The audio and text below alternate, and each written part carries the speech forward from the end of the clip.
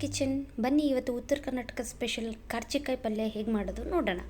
So ಮೊದಲೇ ಬೇಕಾಗಿರೋದು ಕರ್ಚಿಕಾಯಿ, ಹಾಗೆ ಇಲ್ಲಿ ಉಪ್ಪು ಮತ್ತು ಕೆಂಪು ಮೆಣಸಿನ ಪುಡಿ ಮತ್ತು ಶೇಂಗಾ ಮತ್ತು ಎಳ್ಳನ್ನ ಹುರಿದಿಟ್ಕೊಂಡು ಪುಡಿ ಮಾಡಿ ಇಟ್ಕೊಂಡಿದ್ದೀನಿ, ಅರಿಶಿನ, ಗೂರಳ್ ಪುಡಿ, ಹಾಗೆ ಇಲ್ಲಿ ಒಗ್ಗರಣೆಗೆ ಸಾಸಿವೆ, ಜೀರಿಗೆ, ಕರಿಬೇವು, ಕೊತ್ತಂಬರಿ, ಬೆಳ್ಳುಳ್ಳಿ. ತುಂಬ ಸಿಂಪಲ್ಲಾಗಿ ಮಾಡೋದು. ಹೇಗೆ ಮಾಡೋದು ನೋಡೋಣಂತೆ. ಆಮೇಲೆ ನಾನಿಲ್ಲಿ ಸ್ವಲ್ಪ ಎಣ್ಣೆ ತೊಗೊಂಡಿದ್ದೀನಿ, ಹಾಗೆ ಹುಣಸೆಹಣ್ಣು ಮತ್ತು ಬೆಲ್ಲ ತೊಗೊಂಡಿದ್ದೀನಿ. ಸೊ ಬನ್ನಿ ಫ್ರೆಂಡ್ಸ್, ಸ್ಟಾರ್ಟ್ ಮಾಡೋಣ. ನಾನಿವಾಗ ಇಲ್ಲಿ ತವಾ ಅಥವಾ ಬಾಳಿಗೆ ಯಾವುದು ಇಟ್ಕೊಂಡಿಲ್ಲ, ರೊಟ್ಟಿ ಮಾಡುವಂಥ ಹೆಂಚು ಇಟ್ಕೊಂಡಿದ್ದೀನಿ. ಅದರಲ್ಲಿ ಮಾಡೋದ್ರಿಂದ ಟೇಸ್ಟ್ ಕೂಡ ಚೇಂಜ್ ಆಗುತ್ತೆ, ಒಂಥರ ಚೆನ್ನಾಗೂ ಇರುತ್ತೆ ನೋಡೋದಕ್ಕೆ. ಸೊ ರೊಟ್ಟಿ ಮಾಡೋ ಹಂಚು ನಿಮ್ಮ ಮನೇಲಿದ್ದರೆ ಇದರಲ್ಲಿ ಮಾಡಿ ಪಲ್ಯನ. ಅಲ್ಲಿ ನಾನು ಇವಾಗ ಕರ್ಚಿಕಾಯಿನ ಹಾಕ್ಕೊಂಡಿದ್ದೀನಿ. ಅದಕ್ಕೆ 1 ಸ್ಪೂನ್ ಎಣ್ಣೆ ಹಾಕ್ಕೊಂಡು ಸ್ವಲ್ಪ ಚೆನ್ನಾಗಿ ಹುರ್ಕೊಳ್ಳೋಣ. ಇದು ಹೇಗೆ ಹುರ್ಕೋಬೇಕು ಅಂದರೆ ತುಂಬ ಚೆನ್ನಾಗಿ ಹುರಿಬೇಕಿದು.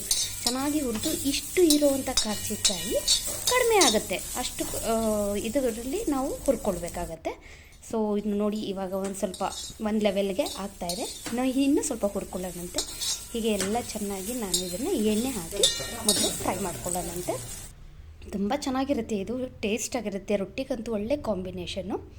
ಸೊ ನಾನು ಮತ್ತೆ ಅದೇ ರೊಟ್ಟಿ ಹಂಚಿನ ತವಾಗೇನೆ ನಾನು ಒಂದು ಸ್ವಲ್ಪ ಎಣ್ಣೆ ಹಾಕ್ಕೊಂಡಿದ್ದೀನಿ. ಅದಕ್ಕೆ ಒಗ್ಗರಣೆಗೆ ಸಾಸಿವೆ, ಜೀರಿಗೆ, ಕರಿಬೇವು, ಕೊತ್ತಂಬರಿ ಮತ್ತು ಬೆಳ್ಳುಳ್ಳಿ ಹಾಕ್ಕೊಂಡಿದ್ದೀನಿ. ಸೊ ಅದನ್ನೆಲ್ಲ ಚೆನ್ನಾಗಿ ನಾವು ಫ್ರೈ ಮಾಡ್ಕೊಳ್ಳೋಣಂತೆ.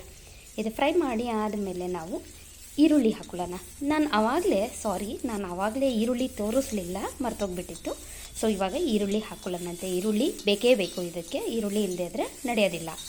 ಸೊ ಇದೆಲ್ಲ ಚೆನ್ನಾಗಿ ಫ್ರೈ ಆಗ್ತಾ ಇರೋ ಹಾಗೆ ನಾನು ನೆಕ್ಸ್ಟ್ ಇದಕ್ಕೆ ಸಣ್ಣದಾಗಿ ಕಟ್ ಮಾಡ್ಕೊಂಡಿರುವಂಥ ಈರುಳ್ಳಿ ಹಾಕೋತಾ ಇದ್ದೀನಿ. ಸೊ ಈರುಳ್ಳಿನೂ ಕೂಡ ಚೆನ್ನಾಗಿ ಫ್ರೈ ಆಗಬೇಕು. ಸೊ ಇದು ಏನಂದ್ರೆ ಕರ್ಚಿಕಾಯಿ ಊರ ಕಡೆ ಎಲ್ಲ ಚೆನ್ನಾಗಿ ಬೆಳೀತಾರೆ. ಇದನ್ನು ಬೆಳೆಯೋದಿಲ್ಲ ಆ್ಯಕ್ಚುಲಿ, ಇದು ತಾನೇ ಬೆಳೆಯುತ್ತೆ ಮಳೆಗಾಲ ಬಂದರೆ ಅಂತೆ. ಸೊ ನೋಡಿ ಫ್ರೆಂಡ್ಸ್, ಇದು ಇವಾಗ ಈರುಳ್ಳಿ ಎಲ್ಲ ಕೆಂಪಾಯಿತು, ಎಲ್ಲ ಆಯಿತು. ನೆಕ್ಸ್ಟ್ ನಾವು ಹುರಿದಿಟ್ಕೊಂಡಿರುವಂಥ ಕರ್ಚಿಕಾಯಿನ ಹಾಕಿ ಮತ್ತು ಸ್ವಲ್ಪ ಚೆನ್ನಾಗಿ ಎಲ್ಲನೂ ಫ್ರೈ ಮಾಡ್ಕೊಳ್ಳೋಣಂತೆ. ಸೊ ನಾನೇನು ಹೇಳ್ತಾ ಇದ್ದೆ ಅಂತಂದರೆ, ಇದು ತಾನು ಬೆಳೆಯುವಂಥ ಒಂದು ತರಕಾರಿ ಆಗ್ಬೋದು. ಇದು ಊರ ಕಡೆ ಎಲ್ಲ ಹೊಲದಲ್ಲೆಲ್ಲ ಬೆಳೀತಾರೆ. ಕೆಲವರೆಲ್ಲ ಏನೋ ಅಂತ ಹೇಳ್ಬಿಟ್ಟು ಬಿಸಾಕ್ತಾರಂತೆ, ಇನ್ನು ಕೆಲವರು ತಿಂತಾ ಇದ್ದಾರೆ ಇದನ್ನು. ಇದು ತಿಂದಮೇಲೆ ತುಂಬ ರುಚಿ ಅನ್ನಿಸ್ತಾ ಇದೆ ನಮಗೆ.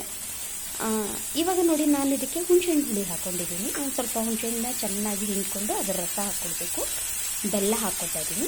ಆಮೇಲೆ ನಾನು ಮೊದಲೇ ಇಟ್ಕೊಂಡಿರುವಂಥ ಮಸಾಲೆ ಸಾಮಾನುಗಳು ಅಂದರೆ ಉಪ್ಪು, ಖಾರದ ಪುಡಿ ಮತ್ತು ಎಳ್ಳು ಮತ್ತು ಶೇಂಗಾನ ಹುರಿದಿಟ್ಕೊಂಡಿದ್ದೆ, ಗುರೆಳ್ ಪುಡಿ, ಅರಿಶಿನ, ಇದನ್ನೆಲ್ಲ ಹಾಕಿಬಿಟ್ಟು ಚೆನ್ನಾಗಿ ಸ್ವಲ್ಪ ಫ್ರೈ ಮಾಡ್ಕೊಳ್ಳೋಣ. ಎಲ್ಲ ನಾವು ಹಾಕಿರುವಂಥ ಮಸಾಲೆ ಎಲ್ಲ ಚೆನ್ನಾಗಿ ಹೊಂದ್ಕೋಬೇಕಲ್ವ. ಸೊ ಚೆನ್ನಾಗಿ ಹೊಂದ್ಕೊಳ್ಳೋವರೆಗೂ ಒಂದು ಸ್ವಲ್ಪ ಫ್ರೈ ಮಾಡ್ಕೊಳ್ಳೋಣ. ನಿಮಗೆ ಬೇಕಂದರೆ ಇದಕ್ಕೆ ಸ್ವಲ್ಪ ನೀರು ಕೂಡ ಹಾಕ್ಕೊಳ್ಬೋದು. ಅಂದರೆ ಒಂದು ಸ್ವಲ್ಪ ನಿಮಗೆ ಗ್ರೇವಿ ಥರ ಬೇಕು, ಇಲ್ಲೊಂದು ಸ್ವಲ್ಪ ಮೆತ್ತಗೆ ಬೇಕು ಅಂದರೆ ನೀರು ಕೂಡ ಹಾಕ್ಕೊಳ್ಬೋದು. ಸೊ ನೋಡಿ, ನಾನು ಇವಾಗ ಒಂದು ಸ್ವಲ್ಪ ನೀರು ಹಾಕ್ಕೊತಿದ್ದೀನಿ, ಯಾಕೆಂದರೆ ತುಂಬ ಡ್ರೈ ಆದರೆ ಚೆನ್ನಾಗಾಗಲ್ಲ ಅಂದ್ಬಿಟ್ಟು ಸ್ವಲ್ಪ ನೀರು ಹಾಕ್ಕೊಂಡು ಇದನ್ನು ಚೆನ್ನಾಗಿ ಕುದಿಸ್ಕೊಳ್ಬೇಕಾಗುತ್ತೆ. ಇದು ರೊಟ್ಟಿಗೆ ಮಾಡಿಸುವಂಥ ಒಂದು ಕಾಂಬಿನೇಷನ್. ಆ್ಯಕ್ಚುಲಿ ಏನು ಗೊತ್ತಾ, ನಾನು ಮುಂಚೆ ಇದನ್ನು ತಿಂತಾನೇ ಇರಲಿಲ್ಲ. ಇದು ಕಹಿ ಅಂತ ಹೇಳಿಬಿಟ್ಟು ಒಂದು ಸ್ವಲ್ಪನೂ ಕೂಡ ನಾನು ಅದನ್ನು ಟೇಸ್ಟು ನೋಡಿರಲಿಲ್ಲ, ಇಷ್ಟನೂ ಇರಲಿಲ್ಲ. ನನ್ನ ತಂಗಿ ಮನೆಗೆ ಹೋದಾಗ ಒಂದು ಸಲ ಅವಳು ಮಾಡಿಕೊಟ್ಲು, ತುಂಬ ಟೇಸ್ಟ್ ಅನ್ನಿಸ್ತು. ಆವಾಗಿಂದ ನಾನು ರೆಗ್ಯುಲರಾಗಿ ಇದನ್ನು ತಿಂತಾಯಿದ್ದೀನಿ.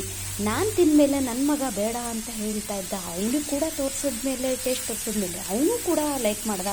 ಅವನು ಕರ್ಚಿಕಾಯಿ ಮಾಡಿದ್ರೆ ಇವಾಗ ಅವನು ತಿಂತಾನೆ. ಹೀಗೆ ನಾವು ಮಕ್ಕಳಿಗೆ ನಾವು ಅದನ್ನು ಒಂದು ಸ್ವಲ್ಪ ಟೇಸ್ಟ್ ತೋರಿಸ್ದಾಗೆ ಗೊತ್ತಾಗುತ್ತೆ. ಸೊ ಕರ್ಚಿಕಾಯಿ ಪಲ್ಯ ರೆಡಿಯಾಗಿದೆ. ಇವಾಗ ನಾನು ಅದನ್ನು ಒಂದು ಸರ್ವಿಂಗ್ ಬೌಲ್ಗೆ ಹಾಕ್ಕೊಳ್ತಾ ಇದ್ದೀನಿ. ನೋಡಿ, ಒಂದು ಸರ್ವಿಂಗ್ ಬೌಲ್ ಇಟ್ಕೊಂಡಿದ್ದೀನಿ. ಬಿಸಿಯಾದಂತಹ ಕರ್ಚಿಕಾಯಿ ಪಲ್ಯನ ನಾನು ಇವಾಗ ಅದಕ್ಕೆ ಹಾಕ್ಕೊಳ್ತಾ ಇದ್ದೀನಿ. ಸೊ ಫ್ರೆಂಡ್ಸ್, ನೀವೆಲ್ಲರೂ ನನ್ನ ಚಾನಲ್ನ ನೋಡ್ತಾ ಇದ್ದೀರಲ್ಲ, ದಯವಿಟ್ಟು ಎಲ್ಲರೂ ನನ್ನ ಚಾನಲ್ನ ಸಬ್ಸ್ಕ್ರೈಬ್ ಮಾಡ್ಕೊಳ್ಳಿ. ಆಮೇಲೆ ನೋಟಿಫಿಕೇಷನಲ್ಲಿ ನೆಕ್ಸ್ಟ್ ಮಾಡುವಂಥ ನನ್ನ ಅಡುಗೆ ರೆಸಿಪೀಸ್ ಎಲ್ಲ ಬರುತ್ತೆ. ಸೊ ನೋಡಿ, ನನಗೆ ಸಪೋರ್ಟ್ ಮಾಡಿ, ಲೈಕ್ ಮಾಡಿ, ಶೇರ್ ಮಾಡಿ. ಸೊ ಬನ್ನಿ ಫ್ರೆಂಡ್ಸ್, ಕರ್ಚಿಕಾಯಿ ಪಲ್ಯ ರೆಡಿಯಾಗಿದೆ. ರೊಟ್ಟಿ ಜೊತೆ ತಿನ್ನೋದಕ್ಕೆ ನಮ್ಮ ಉತ್ತರ ಕರ್ನಾಟಕದ ಸ್ಪೆಷಲ್ ಕರ್ಚಿಕಾಯಿ ಪಲ್ಯ. ಜೋಳದ ರೊಟ್ಟಿ ಜೊತೆ ತಿನ್ನಿ, ಎಂಜಾಯ್ ಮಾಡಿ. ಹೇಗಿದೆ ಅಂತ ನನಗೆ ಕಮೆಂಟ್ ಮೂಲಕ ನಿಮ್ಮ ಕಮೆಂಟ್ಗಳನ್ನ ನನಗೆ ಹಾಕಿ. Thank you friends, thank you so much.